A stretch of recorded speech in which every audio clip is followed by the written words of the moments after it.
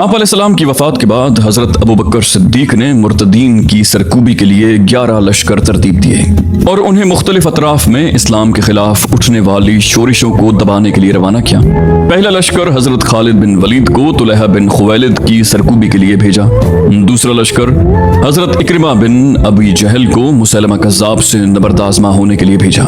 तीसरा लश्कर महाजिर बिन अबी उमैया को असवद अंसी के मुकाबले के लिए सना यमन भेजा गया। चौथा हजरत खालिद बिन सईद बिन आस को सरजमीन शाम के बालाई इलाके में बरपा शोरिश को दबाने के लिए हुक्म दिया गया।